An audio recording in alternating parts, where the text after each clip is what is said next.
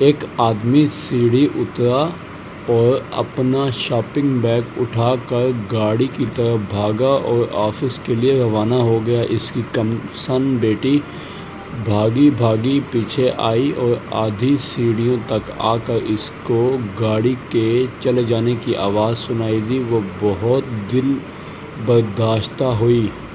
اس نے فون اٹھا کر اپنے بابا کا نمبر ملایا اور بولی، بابا آج مجھے پیار کرنا بھول گئے ہیں۔ اس کے بابا آگے سے بولے، بیٹا خیر ہے، کچھ نہیں ہوتا، سوری۔ وہ آگے سے ایسے ایکٹنگ کرنے لگی جیسے اسے بھی کچھ نہ ہوا ہو۔ اس نے بولا، بابا کچھ نہیں ہوتا، گڈ بائے۔ اس نے آہستہ آہستہ چلتے ہوئے ٹیبل کا رخ کیا اور بڑی مشکل سے ناشتہ اپنے اندر ڈالا۔ اس کا دل بہت اداس تھا۔ جھکے ہوئے کندھوں کے ساتھ اس نے اسکول بیگ اپنی کمر پر لادا اور باہر کا دروازہ کھولا۔ ابھی 1 منٹ ہی گزرا تھا، اس کا باپ سامنے دروازے پر آن کھڑا ہوا۔ وہ بہت جلدی میں تھا۔ اس نے اپنی ننھی سی بیٹی کو گود میں اٹھایا اور اس کو پیار کیا۔ بچی کا منہ خوشی سے چمک اٹھا۔ وہ خوشی خوشی اسکول گئی اور ہمیشہ کی طرح ایک بھرپور دن گزارا۔ 20 سال بعد کسی کو یاد نہیں تھا کہ وہ آدمی اپنی آفس کی میٹنگ کے لیے لیٹ ہو گیا تھا، مگر اس کی بیٹی کو بڑی اچھی طرح یاد تھا کہ اس کے بابا آفس تک پہنچ کر گاڑی گھما لایا تھا، کیونکہ وہ اپنی بیٹی سے بہت محبت کرتا۔ اپنے رشتے ناتوں کی اہمیت کو کبھی نظر انداز نہ کریں، یہی آپ کا حقیقی سرمایہ ہے اور آپ کی زندگی کو حسین بناتے ہیں۔ میری اماں لوبیا بہت شوق سے بناتی تھیں، مگر پکانے سے پہلے صاف کرتیں۔ گندے اور خراب دانوں کو صحن میں پھینک دیتی تھیں، صرف اچھے دانوں کو پکاتی تھیں، مگر جیسے ہی بارش آتی، یہ گندے اور خراب دانے بیج بن کر پھوٹ پڑتے تھے اور صحن ہریالی سے بھر جاتا تھا۔ یہ بہت خوبصورت احساس ہوتا تھا۔ کس قدر دلچسپ بات یہ ہے کہ وہی انسان جس نے ان کو خراب جان کر پھینکا ہوتا، وہ ان کو دیکھ کر خوش ہوتا اور ان کی دیکھ بھال کے بعد خوب فائدہ اٹھاتا۔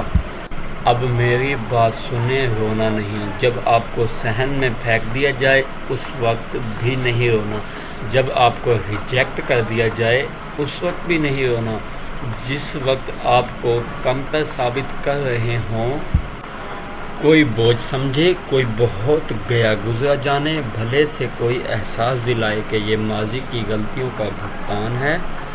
بارش آئے گی، صبر کرنے والوں کے لیے اجر ہے، یہ اللہ پاک کا وعدہ ہے۔ یاد رکھیں، وہ لوگ جنہوں نے آپ کو انکار کیا تھا،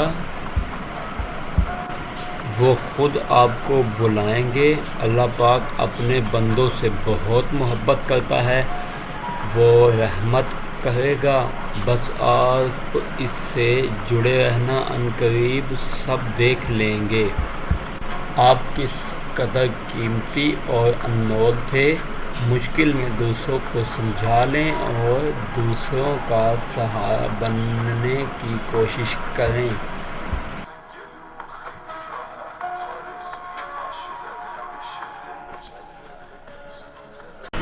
ایک عورت کے ہاں ایک لڑکا پیدا ہوا۔ وہ اور اس کا خاوند بہت خوش تھے۔ انہوں نے اپنے بچے کو پہلی بار دیکھا تو وہ بہت خوبصورت تھا، لیکن اس کے کان نہیں تھے۔ انہوں نے ڈاکٹر سے پوچھا تو ڈاکٹر نے بتایا کہ اس کے کان اندر سے بالکل ٹھیک ہیں اور وہ کسی بھی طرح سے معذور نہیں تھا، لیکن اس کے باہر نظر آنے والے کان نہیں تھے اور اس کے لیے ڈاکٹر اس وقت کچھ نہیں کر سکتے تھے، کیونکہ وہ ایک بہت چھوٹا سا لڑکا تھا۔ اس کی ماں اسی وقت سمجھ چکی تھی کہ اس بچے کے لیے لوگوں کا سامنا کرنا اور ایک نارمل زندگی گزارنا بالکل ناممکن ہے۔ جب وہ اسکول جانا شروع ہوا تو وہ پڑھائی میں باقی سب سے بہتر تھا، لیکن حسد کی وجہ سے باقی لڑکے اس کے کام کا مذاق اڑاتے تھے۔ جب وہ اسکول سے واپس آتا تو اس کا چہرہ لٹکا ہوا ہوتا تھا۔ اس کی ماں بہت پریشان رہتی تھی۔ وہ لڑکا آہستہ آہستہ پڑھائی میں بہت کمزور ہوتا جا رہا تھا، کیونکہ وہ باقیوں کی باتیں دل پر لیتا تھا۔ پھر وہ کالج کا طالب علم ہو گیا اور پھر یونیورسٹی جانے لگا، لیکن وہ جدھر بھی جاتا لوگ اس کا مذاق اڑاتے تھے۔ ایک دن اس کا باپ جا کر ڈاکٹر سے ملا اور بتایا کہ ان کا بیٹا احساس کمتری کا شکار ہو گیا۔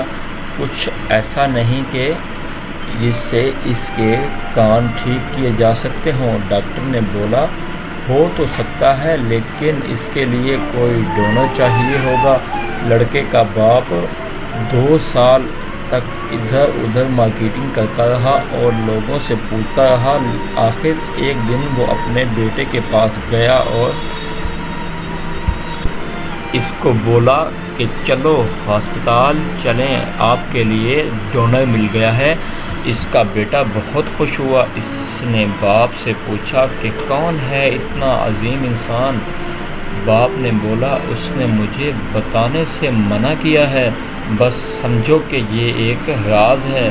آہستہ آہستہ اس کی پڑھائی بہت بہتر ہو گئی اور وہ ٹاپ کرنے لگ گیا۔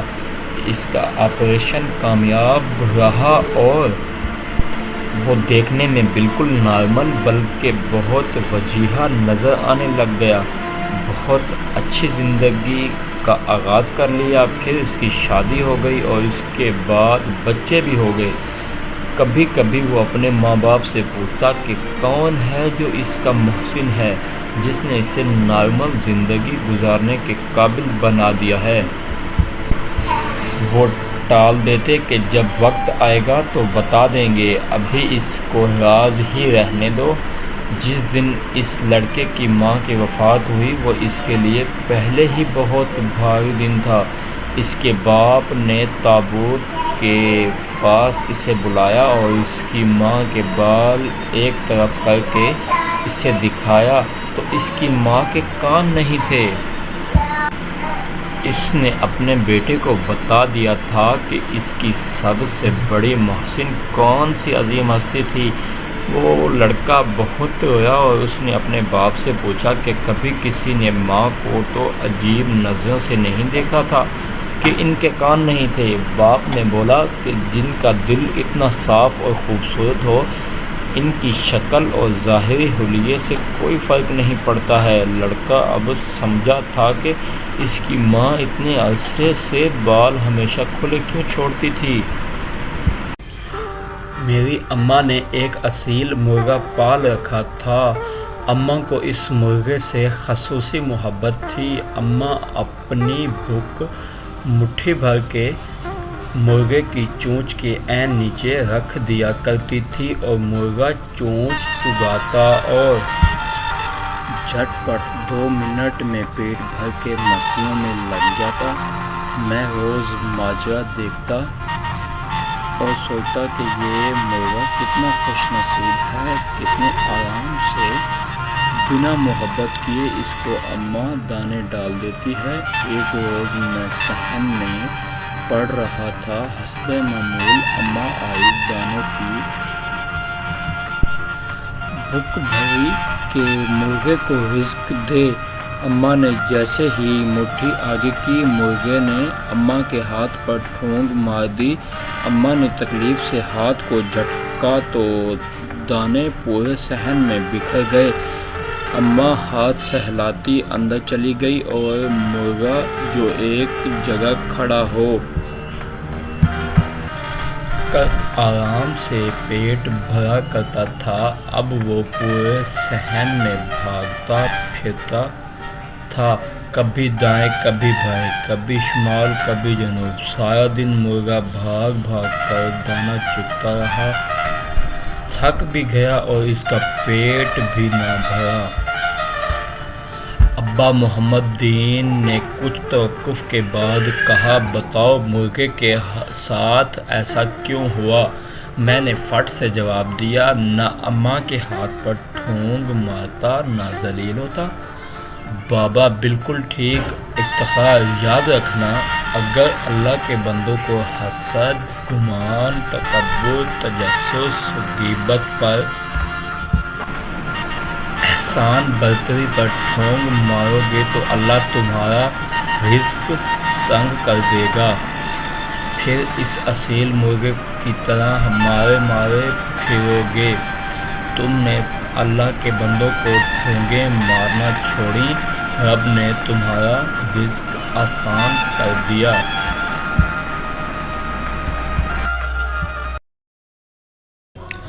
اللہ تعالیٰ کا ایک نام البدیع، جس کا مطلب دوبارہ پیدا کرنے والا۔ آج نہ جانے کیوں اسماء الحسنی پڑھتے ہوئے اس نام کو پڑھا تو نظر ٹھہر سی گئی۔ میں نے دوبارہ پڑھا تو دل ایک دم سکون سے بھر گیا، جیسے کہ میرا اللہ دوبارہ بنانے پر قادر ہے۔ تم جو سمجھتے ہو کہ تم ٹوٹ چکے ہو، تمہارے پاس کچھ نہیں بچا، کوئی امید نہیں، تو یاد رکھو کہ وہ البدیع ہے۔ اس نے آج ایسے حالات بنائے ہیں تو کیا پتا اس نے تمہارے حالات دوبارہ بنانے ہوں۔ اس نے تمہارے دل کی حالت بدلی ہے تو کیا پتا اس نے تمہارے دل کو اپنے مطابق بنانا ہو۔ مکمل پیارا اور شکر سے لبریز، اگر اس نے تمہیں تمہاری محبت نہیں دی تو کیا پتا اس نے تمہاری محبت کو ہی دوبارہ بنانا ہو۔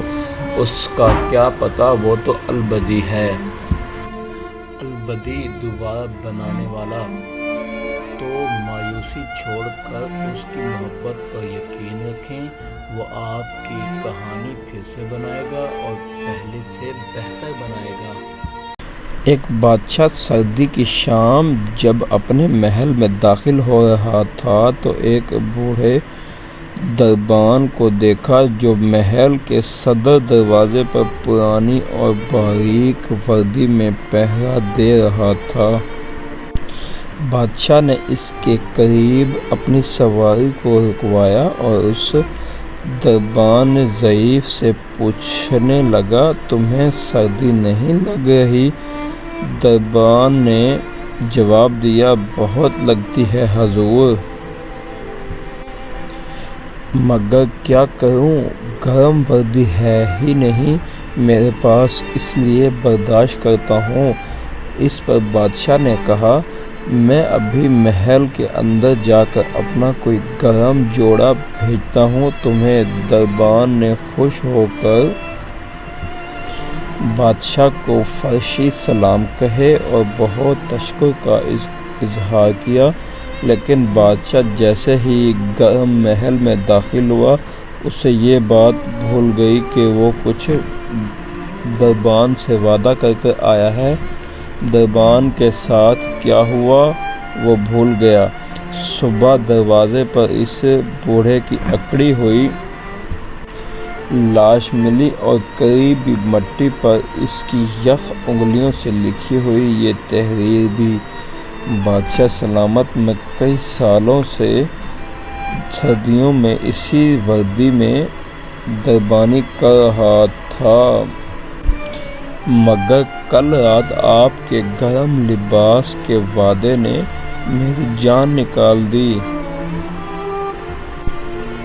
سہارے انسان کو کھوکھلا کر دیتے ہیں، اسی طرح امیدیں کمزور کر دیتی ہیں۔ اپنی طاقت کے بل بوتے جینا شروع کیجیے، خدایا سہارے کی بساکھیاں پھینک کر اپنی طاقت آزمائیں۔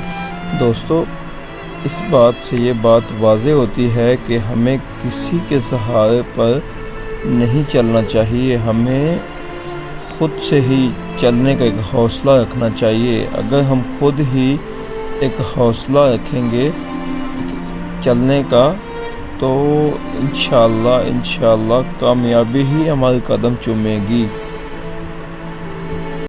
دوستو آج ہم بات کرتے ہیں کہ ایک لڑکی اپنے سسرال والوں کے گھر جا کر کس طرح اپنے سسرال والوں سے تنگ ہو جاتی ہے، یعنی پریشان ہو جانا، بات بات پر چڑچڑاپن۔ اس چیز کے بارے میں آج ہم تفصیل سے ڈسکس کریں گے، تو آئیے شروع کرتے ہیں۔ ایک بہو نے اپنے من کی بات کہی، ہم گھر کے کاموں میں اکثر مصروف رہتے ہیں، لیکن سسر جی اکثر ہمیں بار بار بلا کر کہتے تھے، بہو میرا چشمہ کہاں ہے، مل نہیں رہا ہے، کبھی کچھ مانگتے رہتے تھے۔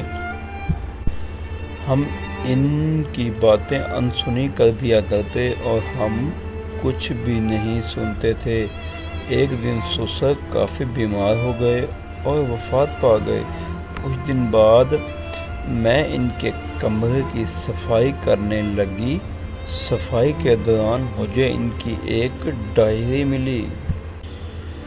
میں نے کھولی تو حیران رہ گئی اور آنکھوں سے آنسو جاری ہو گئے۔ اس میں سسر جی نے لکھا تھا کہ میرا بیٹا اور بہو گھر کے کاموں میں مصروف رہتے تھے، تو میں اکثر جان بوجھ کر چشمہ یہاں وہاں رکھ دیتا تھا تاکہ وہ میرے پاس آئیں اور میں ان کو پل بھر دیکھ لوں، ان کے ساتھ چند لمحے گزاروں، اپنی شفقت بھری نظروں سے نوازوں، ڈھیر ساری دعائیں دوں، کچھ پل ان کے ساتھ رہوں۔ کئی مرتبہ ہم بڑوں کی باتوں کو سمجھ نہیں پاتے، نظر انداز کرتے ہیں۔ وہ ہمارے ساتھ چند خوشی کے لمحے گزارنا چاہتے تھے، ہمیں اپنی شفقت بھری نظروں سے دیکھنا چاہتے ہیں، اور اگر گھر میں بڑے بزرگ ہوں تو ان سے روز ملو اور چند خوشی کے لمحے ان کے ساتھ گزارو۔ وہ یہی چند لمحے آپ کی قسمت بدل سکتے ہیں۔ کیا دوستو آپ کو اس کہانی سے کچھ سمجھ آیا؟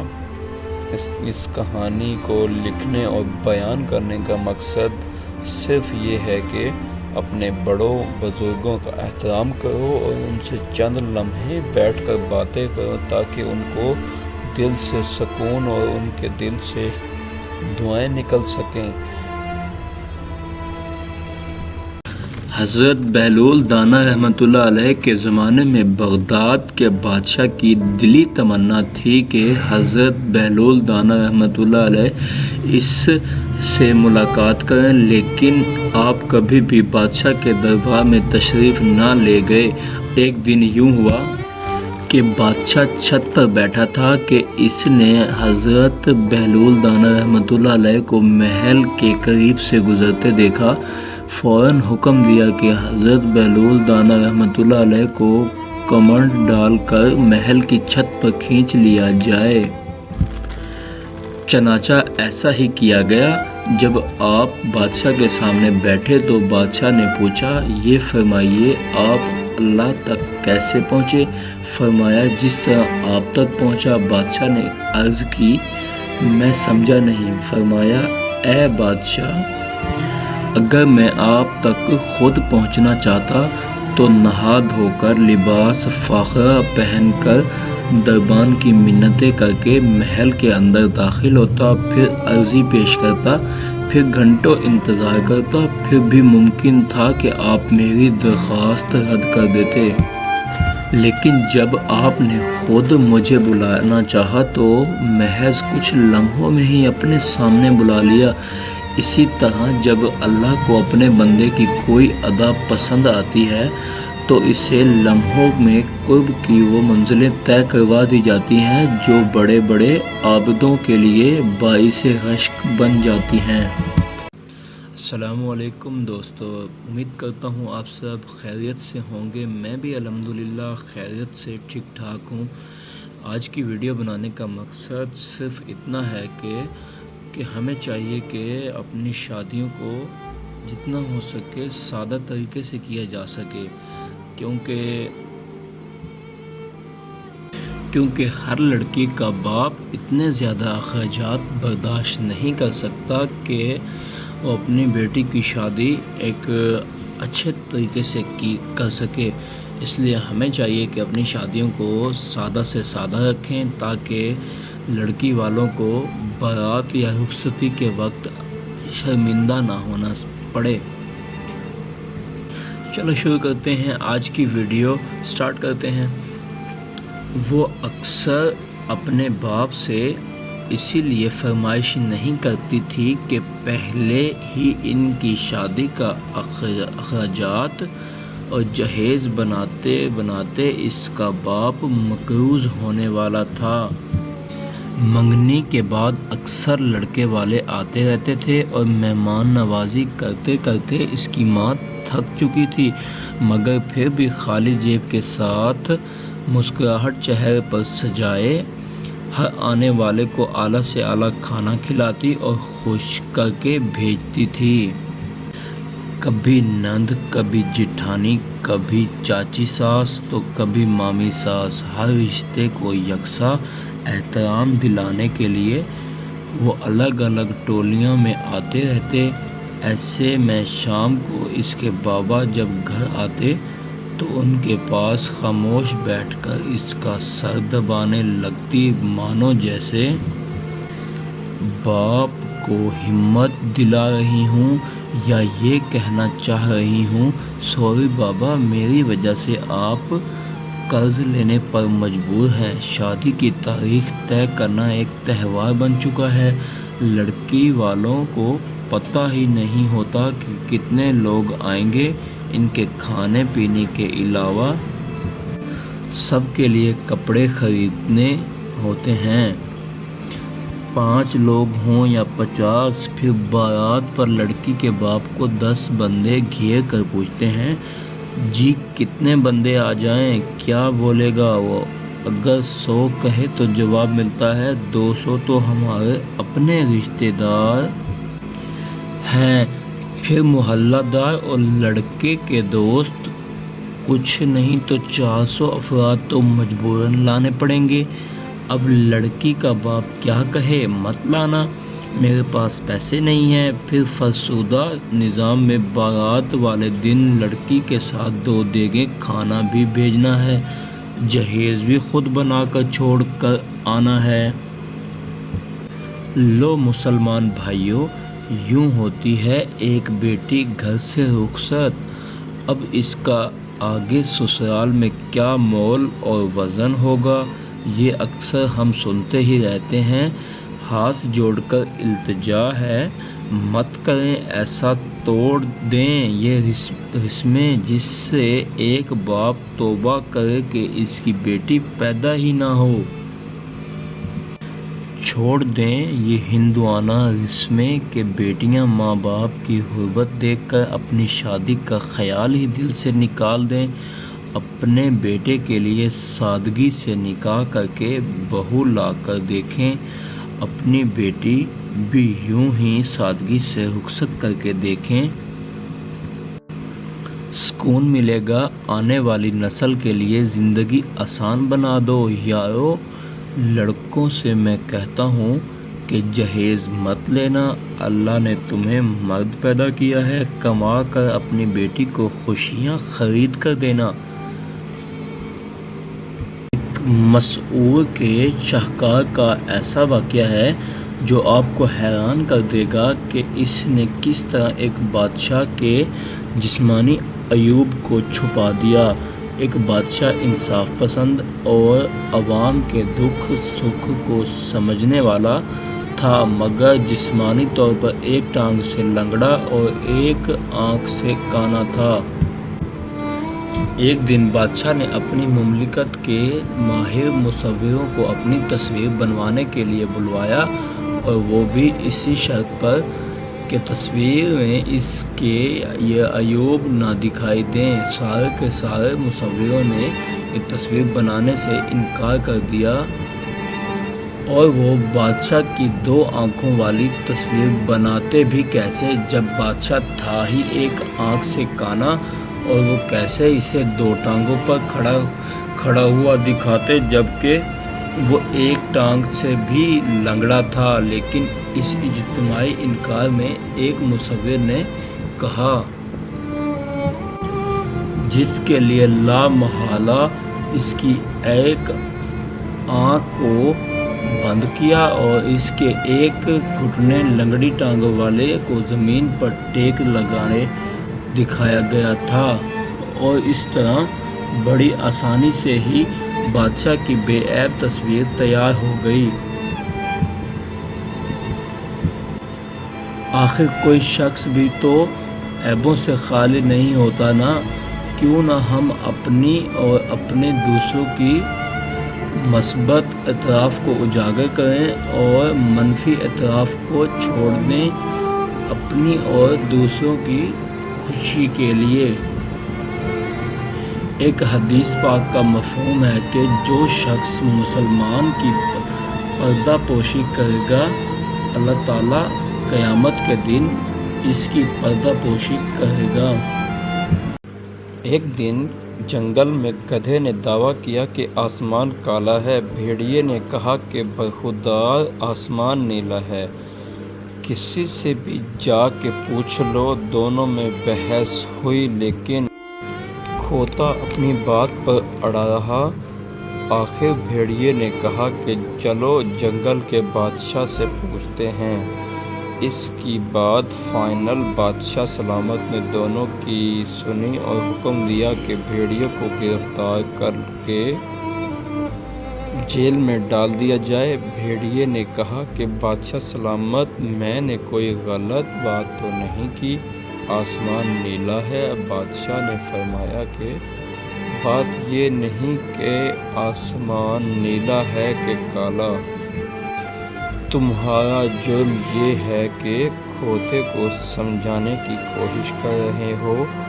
احمقوں سے بحث کرنے کا کوئی فائدہ نہیں ہوتا۔ آپ ان سے بحث کریں گے تو یہ کھینچ کر آپ کو اپنی سطح پر لے آئیں گے۔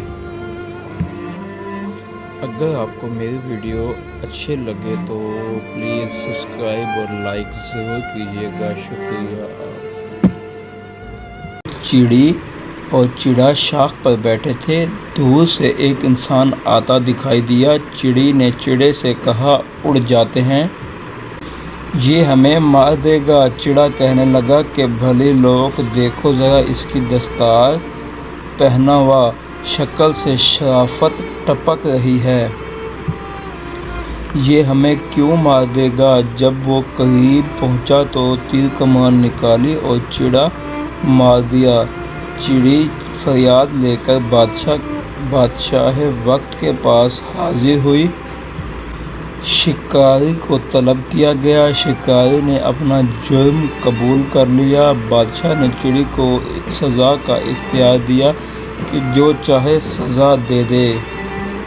چڑی نے کہا کہ اس کو بول دیا جائے کہ اگر یہ شکاری ہے تو لباس شکاریوں والا پہنے، شرافت کا لباس اتار دے۔ ایک عورت نے ہمساؤں کے دروازے پر دستک دی اور ان سے نمک مانگ لیا۔ اس کا بیٹا یہ منظر دیکھ رہا تھا، کہنے لگا، امی جی، ابھی کل ہی تو میں نمک بازار سے لایا تھا، پھر یہ ہمساؤں سے مانگنے کی کیا ضرورت تھی؟ ماں جی کہنے لگی، بیٹا، ہمارے ہمسائے بہت غریب ہیں، وہ وقتاً فوقتاً ہم سے کچھ نہ کچھ مانگتے رہتے ہیں۔ مجھے معلوم ہے کہ ہمارے کچن میں نمک موجود ہے، لیکن میں نے نمک صرف اس لیے مانگ لیا تاکہ وہ ہم سے کچھ مانگتے وقت ہچکچاہٹ اور شرمندگی محسوس نہ کریں، بلکہ وہ یہ سمجھیں کہ ہمسائوں سے حسب ضرورت چیزیں مانگی جا سکتی ہیں۔ یہ ہمسائوں کے حقوق میں سے ہے۔ خوبصورت معاشرے ایسی ہی ماؤں سے تشکیل پاتے ہیں۔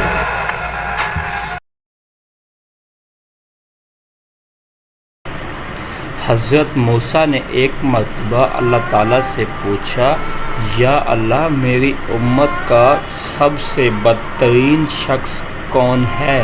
اللہ تعالیٰ نے فرمایا کل صبح جو شخص تمہیں سب سے پہلے نظر آئے وہ آپ کی امت کا بدترین انسان ہوگا۔ حضرت موسیٰ صبح جیسے ہی گھر سے باہر تشریف لائے، ایک شخص اپنے بیٹے کو کندھے پر بٹھائے ہوئے گزرا۔ حضرت موسیٰ نے دل میں سوچا، اچھا تو یہ ہے میری امت کا سب سے برا انسان۔ پھر آپ اللہ تعالیٰ سے مخاطب ہوئے اور کہا، اللہ میری امت کا سب سے اچھا انسان کون سا ہے؟ اللہ تعالیٰ نے فرمایا شام کو جو شخص سب سے پہلے آپ سے ملے وہ آپ کی امت کا سب سے بہترین انسان ہے۔ حضرت موسیٰ شام کو انتظار کرنے لگے کہ اچانک ان کی نظر صبح والے بدترین انسان پر پڑی۔ یہ تو وہ شخص ہے جو صبح ملا تھا۔ حضرت موسیٰ نے اللہ سے کلام کیا، یا رب کریم یہ کیا ماجرا ہے؟ جو شخص بدترین تھا وہی سب سے بہتر کیسے ہو سکتا ہے؟ اللہ تعالیٰ نے فرمایا صبح جب یہ شخص اپنے بیٹے کو کندھے پر بٹھائے جنگل کی طرف نکلا تو اس کے بیٹے نے اس سے پوچھا، کیا اس جنگل سے بڑی کوئی چیز ہے؟ اس نے کہا، ہاں بیٹا یہ پہاڑ جنگل سے بھی بڑے ہیں۔ بیٹا بولا، ابا ان پہاڑوں سے بھی بڑی کوئی شے ہے؟ وہ بولا، ہاں بیٹا یہ آسمان پہاڑوں سے بھی بہت بڑا، بہت وسیع و عریض ہے۔ بیٹے نے کہا، ابا اس آسمان سے بھی بڑی کوئی شے ہے؟ ابا نے ایک سرد آہ بھری آواز اور دکھ بھری آواز میں بولا، ہاں بیٹا اس آسمان سے بھی بڑے تیرے باپ کے گناہ ہیں۔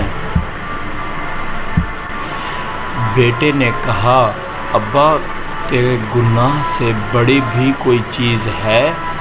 باپ کے چہرے پر ایک چمک سی آ گئی اور بولا، ہاں بیٹا تیرے باپ کے گناہوں سے بہت بہت بڑی میرے رب کی رحمت اور اس کی مغفرت ہے۔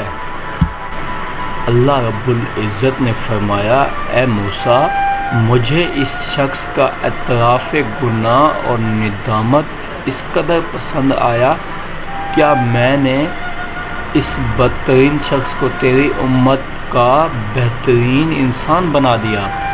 میں نے اس کے گناہ نہ صرف معاف کر دیے بلکہ گناہوں کو نیکیوں میں بدل ڈالا۔ سبق: اپنے رب کے سامنے رونا اور اعتراف گناہ کرنا، عاجزی سے اس کے سامنے خود کو جھکا دینا بہت بڑا عمل ہے۔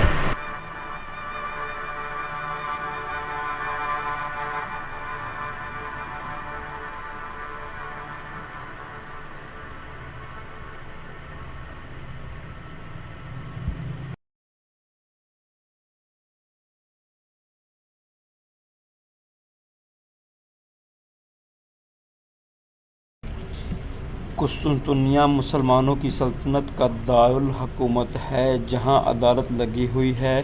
قاضی شمس الدین محمد حمزہ عدالت کی کرسی پر براجمان ہیں۔ مقدمہ پیش ہوا۔ قاضی نے گواہان کی فہرست دیکھی، اس میں حاکم وقت سلطان بایزیدہ کا نام بھی شامل ہے۔ سامنے دیکھا تو وہ گواہوں کے کٹہرے میں کھڑے تھے۔ قاضی نے سر اٹھایا اور کہا، حاکم کی گواہی ناقابل قبول۔ لوگ حیران رہ گئے۔ سلطان نے آگے بڑھ کر قاضی سے کہا، میں یہ پوچھ سکتا ہوں کہ گواہی ناقابل قبول کیوں؟ قاضی نے جواب دیا، گواہ باجماعت نماز ادا نہیں کرتا، اس لیے اس کی گواہی ناقابل قبول ہے۔ حاکم نے یہ سن کر گردن جھکا دی اور اپنی کمزوری کا اعتراف کرتے ہوئے محل کے سامنے خوبصورت مسجد تعمیر کرنے کا اعلان کیا اور آئندہ باجماعت نماز ادا کرنے کا فیصلہ کیا، اور اس طرح قاضی نے ثابت کر دیا کہ عدالت میں چھوٹے بڑے کی تمیز نہیں کی جاتی۔ اطمینان پا لیں، خود کو پا کر مائیکل جیکسن بے انتہا قابل اور حیران کن صلاحیتوں کا مالک تھا۔ وہ دنیا کے چند مشہور ترین افراد میں شمار ہوتا تھا۔ اسے دیکھتے ہی فین بے ہوش ہو جایا کرتے تھے۔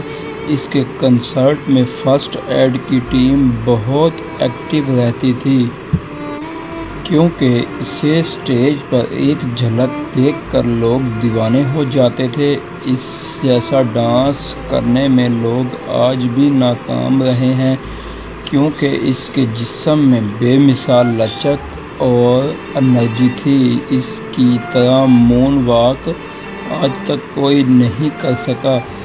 دنیا میں بہت لوگ مشہور ہوئے، لیکن آج تک کوئی مائیکل کی طرح مشہور نہیں ہوا۔ یہ تفصیل میں نے کس لیے بتائی ہے؟ تو سنیں کہ میں جب مائیکل کی زندگی پر غور کرتا ہوں، میرا دل افسوس سے بھر جاتا ہے کہ اتنا ٹیلنٹ، اتنی شہرت، اتنا پیسہ اور اتنی محبت ملنے پر بھی وہ خوش اور مطمئن نہیں تھا۔ اور کیوں نہیں تھا؟ کیونکہ اس نے کبھی خود کو قبول ہی نہیں کیا تھا۔ وہ اپنے ٹیلنٹ کو پہچانتا تھا لیکن خود کو نہیں۔ وہ اپنے ٹیلنٹ سے محبت کرتا تھا لیکن اپنی شناخت سے نفرت کرتا تھا۔ اسے اپنے سیاہ فام سے صرف مسئلہ نہیں تھا بلکہ نفرت تھی۔ پیسہ آتے ہی اس نے سب سے پہلے اپنی شناخت بدلی، اپنا رنگ بدل لیا۔ اس نے سرجری کروا کر خود کو سفید بنوا لیا۔ اسے ماضی سے نفرت تھی، وہ بہت غریب رہا تھا۔ اس نے اپنا خاندان چھوڑ دیا، وہ اپنا ایڈریس بدل لیا کہ کسی کو خبر ہی نہ ہو کہ اس کا تعلق کہاں سے رہا ہے۔ حتیٰ کہ اس نے کرائے پر گورے ماں باپ بھی حاصل کر لیے، اپنے سب دوستوں سے جان چھڑوا لی۔ اسے غربت، بچپن کے مصائب، خاندان اور سیاہ رنگ نے کبھی سکون نہیں لینے دیا، تو اس نے اپنا رنگ بدل لیا، خود کو سفید بنا لیا۔ اس نے اس زمانے میں اس طرح کی سرجریاں کروائی تھی جب لوگ دل وغیرہ کی سرجری کروانے کو بڑی چیز سمجھتے تھے۔ اس نے ڈاکٹر کی ٹیم بنائی اور خود کو باقاعدہ تباہ کر لیا۔ انجام کار اس کا نارمل جسم اب نارمل ہو گیا۔ اس کے لیے اسپیشل انجیکشن بنتے تھے جو صرف اسی کے لیے بنے تھے۔ اس کے جسم میں کئی طرح کی پیچیدگیاں ہو گئی، ذہنی مسئلے کھڑے ہونے لگے کہ وہ خوفزدہ رہنے لگا۔ اسی طرح کے وہم ستانے لگے کہ اس نے رات کو ٹینٹ میں سونا شروع کر دیا۔ جراثیم اور بیماریوں سے بچنے کے لیے دستانے پہن کر لوگوں سے ہاتھ ملانے لگا، منہ پر مستقل ماسک پہن لیا۔ اس کے ڈاکٹرز کی پوری ٹیم موجود رہتی جو روزانہ اس کے جسم کے ایک ایک حصے کا معائنہ کرتی تھی۔ اس کے کھانے کا روزانہ لیبارٹری ٹیسٹ ہوتا تھا، پھر وہ کھاتا تھا۔ اس نے اپنے لیے فالتو دل، پھیپھڑوں، گردوں، آنکھوں، جگر وغیرہ کا پہلے سے ہی بندوبست کر لیا تھا۔ یہ ڈونر تھے جن کے تمام اخراجات وہ اٹھا رہا تھا۔ وقت پڑنے پر ڈونر کو اپنا دل، جگر سب نکال کر مائیکل کو دینا تھا، لیکن اس کی نوبت ہی نہیں آئی اور وہ میڈیسن کی زیادتی سے مر گیا۔ مائیکل جیکسن کا پوسٹ مارٹم ہوا تو پتہ چلا اس کا جسم ڈھانچہ بن چکا تھا، اس کی پسلیاں ٹوٹ چکی تھیں۔ انجیکشن کی سوئیوں کے بے تحاشا نشانات تھے۔ وہ پلاسٹک سرجری کی وجہ سے پین کلرز کا محتاج ہو چکا تھا، چنانچہ روزانہ درجنوں انجیکشن لگواتا، کئی طرح کی میڈیسن کھاتا تھا۔ وہ میڈیسن کے بغیر سو ہی نہیں سکتا تھا۔ جب کئی دن تک اسے نیند نہیں آئی، اس نے میڈیسن کی مقدار بڑھا دی، جس سے وہ مر گیا۔ اور یہ ساری کہانی کہاں سے شروع ہوئی، غور کریں۔ اس میں ہمارے لیے بہت اہم سبق ہے۔ کہانی یہاں سے شروع ہوئی کہ اسے خود سے نفرت تھی، وہ اپنی شناخت بدلنا چاہتا تھا، اس نے خود کو قبول نہیں کیا، وہ کبھی مطمئن نہیں ہوا، جبکہ اس کے پاس جو ٹیلنٹ تھا وہ آج تک کم ہی لوگوں کو نصیب ہوا ہے۔ جتنی دولت کا مالک وہ تھا، اتنی دولت تو بادشاہوں کے پاس بھی نہیں ہوتی، پھر بھی وہ ناخوش تھا، کیونکہ جو اس کے پاس تھا اس نے اس کی قدر نہیں کی۔ جو اس کے پاس نہیں تھا وہ اس کی تلاش میں نکل کھڑا ہوا اور خود کو تباہ کر لیا۔ یہ سب باتیں میں آپ کو کیوں بتا رہا ہوں؟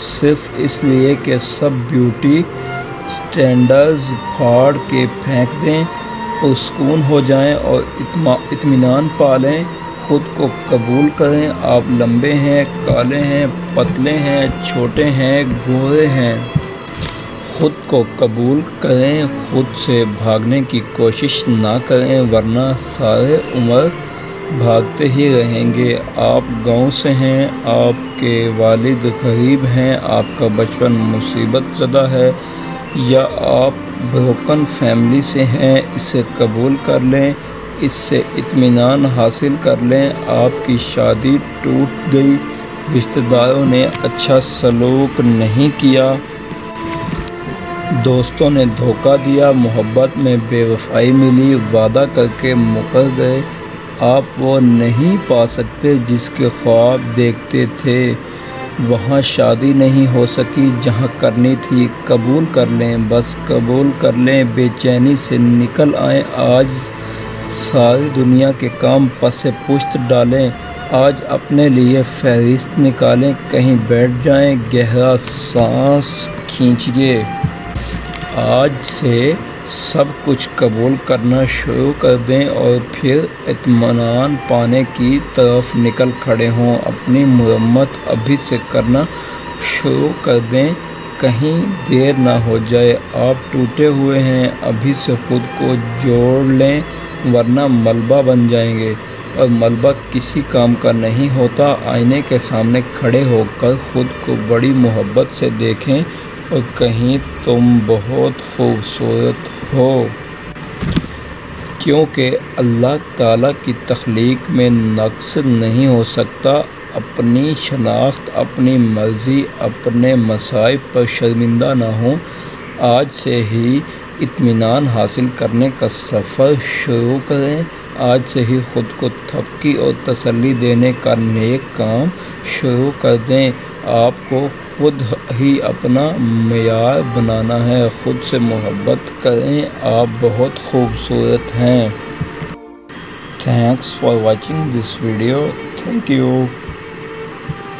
جب میں نے بس سے اتر کر جیب میں ہاتھ ڈالا تو میں چونک پڑا، جیب کٹ چکی تھی۔ جیب میں تھا بھی کیا؟ کل 9 روپے اور ایک خط جو میں نے ماں کو لکھا تھا۔ میری نوکری چھوٹ گئی ہے، ابھی پیسے بھی نہیں بھیج پاؤں گا۔ 3 دنوں سے وہ پوسٹ کارڈ جیب میں پڑا تھا، پوسٹ کرنے کی طبیعت نہیں ہو رہی تھی۔ لیکن جس کی نوکری چھوٹ گئی ہو، اس کے لیے 900 سے کم بھی تو نہیں ہوتا ہے۔ کچھ دن گزرے، ماں کا خط ملا، پڑھنے سے پہلے میں سہم گیا۔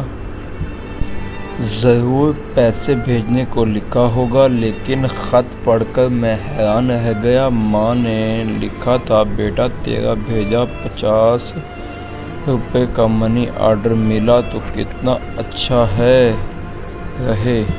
پیسے بھیجنے میں ذرا کوتاہی نہیں کرتا، میں کافی دن اس ادھیڑ پن میں رہا کہ آخر ماں کو پیسے کس نے بھیجے۔ کچھ دن بعد ایک اور خط ملا۔ آڑی ترچھی لکھاوٹ، بڑی مشکل سے پڑھ سکا۔ بھائی 9 روپے تمہارے اور 41 روپے اپنے ملا کر میں نے تمہاری ماں کو منی آرڈر بھیج دیا ہے۔ فکر نہ کرنا، ماں تو سب کی ایک جیسی ہوتی ہے نا، وہ کیوں بھوکی رہے۔ تمہارا جیب پترا۔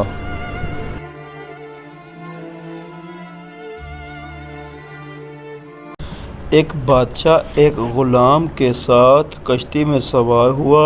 چونکہ غلام نے پہلے کبھی کشتی کا سفر نہیں کیا تھا، رونا پٹنا شروع کر دیا اور کسی طرح چپ نہ ہوتا۔ اس کشتی میں ایک فلسفی بھی تھا۔ بادشاہ سے کہنے لگا، اگر آپ اجازت دیں تو میں اس کا علاج کروں۔ کہا، میں اسے خاص لطف و کرم سمجھوں گا۔ فلسفی اٹھا اور چند مسافروں کی مدد سے اسے دریا میں پھینک دیا۔ جب 4 غوطے کھا چکا تھا تو بالوں سے گھسیٹ کر اسے دوبارہ کشتی میں بٹھا دیا۔ اس نے جان بچ جانے پر اللہ کا شکر ادا کیا اور پھر آرام سے ایک گوشے میں جا کر بیٹھ گیا۔ بادشاہ نے پوچھا کہ اے فلسفی، اس میں کیا راز تھا؟ بادشاہ کے اس سوال پر فلسفی نے جواب دیا کہ امن و عافیت کی قیمت وہی جانتا ہے جو کسی مصیبت میں پھنس جائے۔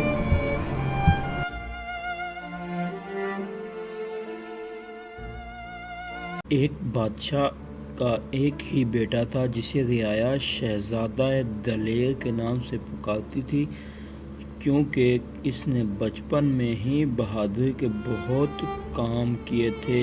جب وہ 10 سال کا تھا تو بادشاہ نے اسے تعلیم حاصل کرنے کے لیے ایک استاد کے پاس بھیج دیا۔ شہزادہ بہت باتونی تھا، اسے ہر وقت بولنے کی عادت تھی۔ بلا ضرورت بولنے کی وجہ سے ہر کوئی اس سے پریشان تھا۔ اس کے استاد نے اسے خاموش رہنے کے فائدے کے بارے میں سمجھایا تو اس نے باتیں کرنا کم کر دیں۔ اب وہ صرف استاد سے باتیں کرتا یا پھر کبھی ضرورت کے تحت کسی سے معمولی بات چیت کرتا۔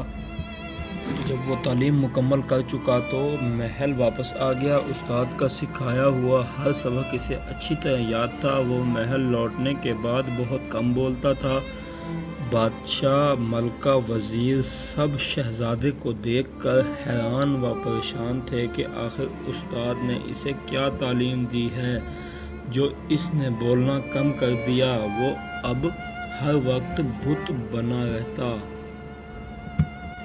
جیسے کوئی غم لگ گیا ہو۔ بادشاہ اور ملکہ نے ہر طرح کے حربے آزمائے کہ شہزادہ پہلے کی طرح باتیں کرنے لگ جائے، لیکن کوئی طریقہ کام نہ آیا۔ کافی سوچ بچار کے بعد ایک وزیر نے بادشاہ کو صلاح دی کہ شہزادے کو شکار پر لے چلتے ہیں، شاید وہاں جا کر اس کا دل بہل جائے اور وہ پہلے کی طرح رہنے اور باتیں کرنے لگے۔ بادشاہ کو امید نہ تھی، لیکن وہ اپنے بیٹے کو خوش دیکھنے کے لیے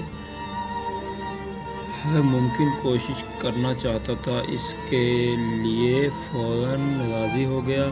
بادشاہ سمیت تمام امیر اور وزیر شہزادے کو لے کر جنگل شکار کرنے گئے۔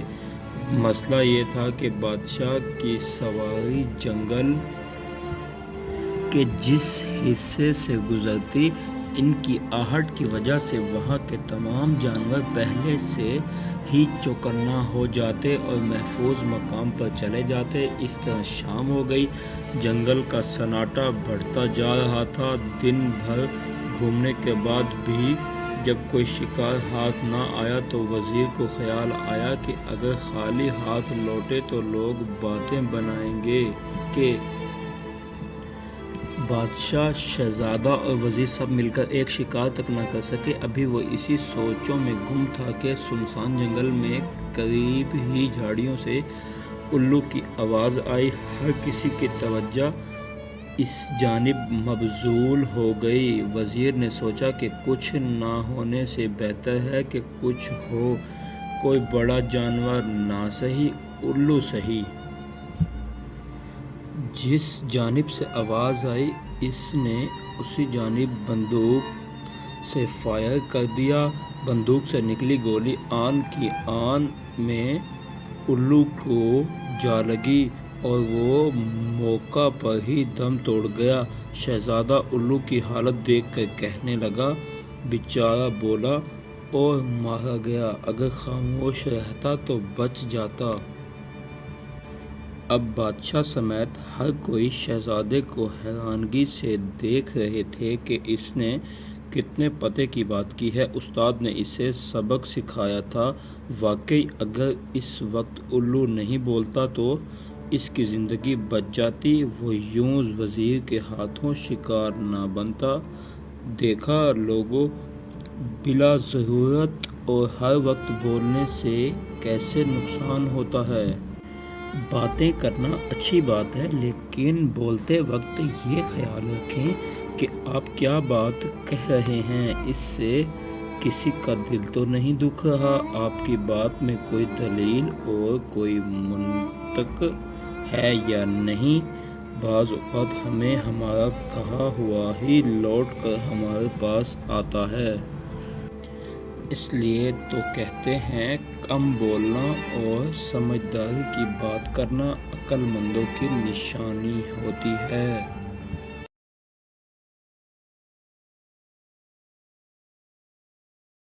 کہنے لگا، فارس، پتہ ہے بہن کی شادی کو 6 سال ہو گئے ہیں، میں کبھی اس کے گھر نہیں گیا۔ میری بیوی ایک دن مجھ سے کہنے لگی، آپ کی بہن جب بھی آتی ہے تو اس کے بچے گھر کا حال بگاڑ کر رکھ دیتے ہیں، خرچ ڈبل ہو جاتا ہے، اور تمہاری ماں ہم سے چھپا کر کبھی اس کو صابن کی پیٹی دیتی ہے، کبھی کپڑے، کبھی صرف کے ڈبے اور کبھی کبھی تو چاول کا تھیلا بھر دیتی ہے۔ یہ ہمارا گھر ہے، کوئی خیرات سینٹر نہیں۔ فارس، مجھے بہت غصہ آیا، میں مشکل سے خرچ پورا کر رہا ہوں اور ماں سب کچھ بہن کو دے دیتی ہے۔ بہن ایک دن گھر آئی ہوئی تھی، اس کے بیٹے نے ٹی وی کا ریموٹ توڑ دیا۔ میں ماں سے غصے میں کہہ رہا تھا، ماں بہن کو بولو یہاں عید پر آیا کرے بس، اور یہ جو آپ صابن، صرف اور چاول کا تھیلا بھر کر دیتی ہیں نا، اس کو بند کر دیں۔ سب سن کر ماں چپ رہی، لیکن بہن نے میری ساری باتیں سن لی تھی، وہ کچھ نہ بولی۔ 4 بج رہے تھے، اپنے بچوں کو تیار کیا اور کہنے لگی، بھائی مجھے بس اسٹاپ تک چھوڑاؤ۔ میں نے جھوٹے منہ کہا، رہ لیتی کچھ دن اور، لیکن وہ مسکرائی، نہیں بھائی، بچوں کی چھٹیاں ختم ہونے والی ہیں، پھر جب ہم دونوں بھائیوں میں زمین کا بنٹوارا ہوا تو میں نے صاف انکار کر دیا کہ میں اپنی زمین سے بہن کو حصہ نہیں دوں گا۔ بہن سامنے بیٹھی تھی، وہ خاموش تھی، کچھ نہ بولی۔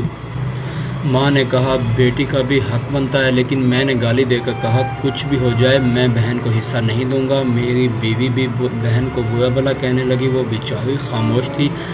کرونا کے دن چل رہے تھے، فارس کا کام کاج نہیں لگ رہا تھا، میرے بڑے بیٹے کو ٹی بی ہو گئی، میرے پاس اس کا علاج کروانے کے پیسے نہیں، بہت پریشان تھا میں، قرض بھی لے لیا تھا، بھوک سر پہ تھی، میں بہت پریشان تھا، کمرے میں اکیلا بیٹھا تھا، شاید حالات پر رو رہا تھا کہ اتنے میں بہن گھر آ گئی۔ میں غصے سے بولا، اب یہ منحوس آ گئی ہے۔ بیوی میرے پاس آئی اور کہنے لگی، کوئی ضرورت نہیں اس کے لیے گوشت یا بریانی لانے کی۔ پھر 1 گھنٹے بعد وہ میرے پاس آئی اور بولی، بھائی پریشان ہو؟ میں مسکرایا، نہیں تو۔ بہن نے میرے سر پر ہاتھ پھیرا اور کہا، بڑی بہن ہوں تمہاری، تم میری گود میں کھیلتے رہے ہو، اب دیکھو مجھ سے بڑے لگ رہے ہو۔ پھر میرے قریب ہوئی اور اپنے پرس سے سونے کے کنگن نکالے اور میرے ہاتھ میں رکھے اور آہستہ سے بولی، پاگل تو ایویں پریشان ہوتا ہے؟ تیرا بھائی شہر گیا ہوا تھا، بچے اسکول تھے، میں نے سوچا دوڑتے دوڑتے بھائی سے مل آؤں، یہ کنگن بیچ کر اپنا خرچہ کر اور بیٹے کا علاج کرواؤ۔ اور جا اٹھ نائی کی دکان پر جا، داڑھی بڑھا رکھی ہے، شکل تو دیکھ کیا حالت بنا رکھی ہے تم نے۔ میں خاموش تھا، بہن کی طرف دیکھے جا رہا تھا۔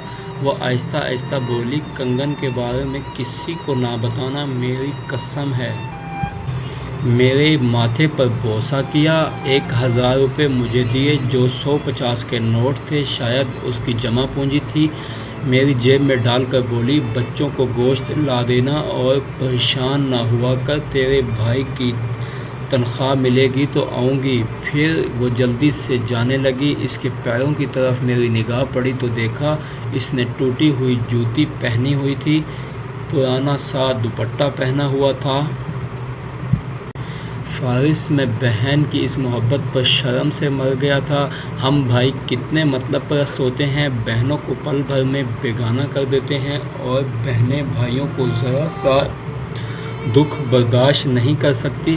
وہ ہاتھ میں کنگن پکڑے زور زور سے رو رہا تھا۔ بہنیں اپنے گھر میں کتنے دکھ سہ رہی ہوتی ہیں، کچھ لمحے ان کے پاس بیٹھ کر حال پوچھ لیا کریں، شاید ان سے ان کے چہرے پر سکون آ جائے۔ جوانی چڑھ گئی تو میں گھر دیر سے آنے لگا، رات دیر تک گھر سے باہر رہنا اور سارا دن سوئے رہنا معمول بن گیا۔ امی نے بہت منع کیا لیکن میں باز نہ آیا۔ شروع میں وہ میری وجہ سے دیر تک جاگتی رہتی، بعد میں سونے سے پہلے فریج کے اوپر ایک چٹ چپکا کر سو جاتی جس پر کھانے کی نوعیت اور جگہ کے بارے میں لکھا ہوتا تھا۔ آہستہ آہستہ چٹ کا دائرہ وسیع ہوتا گیا۔ گندے کپڑے کہاں رکھنے ہیں اور صاف کپڑے کہاں پر رکھے ہیں جیسے جملے بھی لکھے ملتے تھے، یہ بھی کہ آج فلاں تاریخ ہے اور کل یہ کرنا ہے، پرسوں فلاں جگہ جانا ہے، وغیرہ وغیرہ۔ یہ سلسلہ کافی عرصے تک جاری رہا۔ ایک دن میں رات دیر سے گھر آیا، بہت تھکا ہوا تھا۔ حسب معمول فریج پر چٹ لگی ہوئی تھی، دیکھی لیکن بغیر پڑھے۔ میں سیدھا بیڈ روم میں گیا اور سو گیا۔ صبح سویرے والد صاحب کے چیخ چیخ کر پکارنے سے آنکھ کھلی۔ ابو کی آنکھوں میں آنسو تھے۔ انہوں نے یہ خوفناک خبر سنائی کہ بیٹا تمہاری اماں اب اس دنیا میں نہیں رہی۔ میرے تو جیسے پاؤں تلے سے زمین ہی نکل گئی، غم کا ایک پہاڑ جیسے میرے اوپر آ گرا۔ ابھی تو میں نے اماں کے لیے یہ کرنا تھا، وہ کرنا تھا، ابھی تو میں سدھرنے ہی والا تھا۔ میں تو امی سے کہنے ہی والا تھا کہ اب میں رات کو دیر سے نہیں آیا کروں گا۔ تدفین وغیرہ سے فارغ ہو کر رات کو جب میں نڈھال ہو کر بستر پر دراز ہوا تو اچانک مجھے امی کی رات والی چٹ یاد آ گئی۔ فوراً گیا اور اتار کر لے آیا۔ اس پر لکھا تھا، بیٹا آج میری طبیعت کچھ ٹھیک نہیں ہے، میں سونے جا رہی ہوں، تم جب رات کو آؤ تو مجھے جگا لینا، مجھے ذرا ہسپتال تک لے جانا۔ عزیز دوستو، اپنے ماں باپ کی قدر کرو وقت گزر جانے سے پہلے۔ قبیلہ عرب کی ایک لڑکی ایک لڑکے پر عاشق ہو گئی۔ مجاز کا بھوت دونوں کے سر پر چڑھ کر ناچنے لگا۔ مختصر یہ کہ دونوں نے بھاگ کر شادی کرنے کا فیصلہ کر لیا۔ لڑکی نے کہا، میرے پاس ایک تیز رفتار اونٹنی ہے، ہم رات کو دریا پار کر کے دوسرے شہر روانہ ہو جائیں گے۔ لڑکے نے بھی ہاں کر کر رضامندی کا اظہار کیا۔ رات کے پچھلے پہر مقررہ وقت پر دونوں ندی کے کنارے اکٹھے ہوئے۔ لڑکی بولتی، میں اونٹنی پر سوار ہوتی ہوں، تم اسے ہانکتے ہانکتے ندی پار کرو، پھر ندی پار کر کے اوپر بیٹھ جانا۔ لڑکے نے کہا مگر ایسا کیوں، میں بھی تمہارے ساتھ ہی بیٹھ جاتا ہوں، ہانکنے کی کیا ضرورت ہے، خود بخود چل تو رہی ہے۔ لڑکی نے کہا اس کا باپ بھی ہمارا پالتو اونٹ تھا، اس کی بھی یہی عادت تھی کہ وہ بیچ ندی میں جا کر بیٹھ جاتا تھا، پانی دیکھ کر مست ہو جاتا اور مارنے پیٹنے پر بھی ڈھیٹ بنا رہتا۔ یہ اونٹنی بھی جا کر بیٹھ جاتی ہے، عادت ہے اس کی بھی، تو اس لیے تم سے کہہ رہی ہوں کو پیچھے سے ہانکتے جانا، پھر نہیں بیٹھے گی اور ہمارا وقت بچ جائے گا، ہم صبح ہونے سے پہلے شہر سے دور نکل جائیں گے۔ لڑکے نے کچھ دیر لڑکی کے چہرے پر نظریں گاڑ کر دیکھا اور پھر لمبا ٹھنڈا سانس لیا، جیسے کوئی پختہ ارادہ کر چکا ہو۔ اب ہم بھاگ کر شادی نہیں کریں گے، مقدر ہوا تو نکاح ہو جائے گا، نہیں تو جو رب کو منظور۔ تم واپس اپنے گھر چلی جاؤ۔ لڑکے نے کہا مگر کیوں، اچانک کیا ہو گیا تمہیں؟ اس پر حیرانگی سے لڑکی نے کہا اونٹ کی خصلت اس میں منتقل ہو گئی تو کیا میری خصلتیں میری بیٹی میں اور آنے والی نسل میں منتقل نہیں ہوں گی؟ آج میں تمہارے ساتھ بھاگ رہا ہوں، کل میری بیٹی کسی اور کے ساتھ بھاگ جائے گی۔ یہ کہہ کر لڑکا واپس پلٹ گیا۔ کہانی لکھنے کا مقصد عزیز دوستو فقط اتنا ہے، دنیا مکافات عمل ہے۔ Thank you so much for watching this video.